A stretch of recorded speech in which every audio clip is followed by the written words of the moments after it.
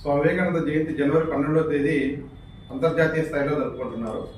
ఈ కార్యక్రమానికి కాలబుగ్గలో సురభి గోశాల ట్రస్ట్ మరియు భారతీయ స్ఫూర్తి కేంద్రం అలాగే వికాస భారతి ఆధ్వర్యంలో యువ సమ్మేళనం అనే ఒక కార్యక్రమాన్ని అక్కడ నిర్వహించబోతున్నాం. 18 సంవత్సరాలు పైబడి 40 సంవత్సరాల లోపల ఉన్నటువంటి యువతీ యువకులందరూ ఈ కార్యక్రమానికి హాజరు కావాల్సిందిగా విన్నవిస్తూ ఉన్నాం.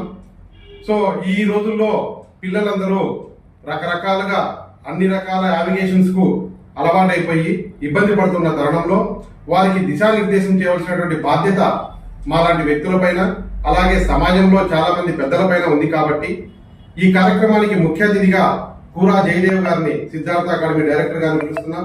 అలాగే హైకోర్టు జస్టిస్ అయినటువంటి ప్రవీణ్ గారితో కూడా యువతీ యువకులకు ముఖాముఖి కార్యక్రమాన్ని అరేంజ్ చేశాం. కావున అందరూ కూడా హాజరయ్యి ఈ కార్యక్రమాన్ని యువ సమ్మేళనం అనేటువంటి ఈ కార్యక్రమాన్ని విజయవంతం చేయవలసిందిగా కోరుతున్నాను. దుబాటి మురళీధర్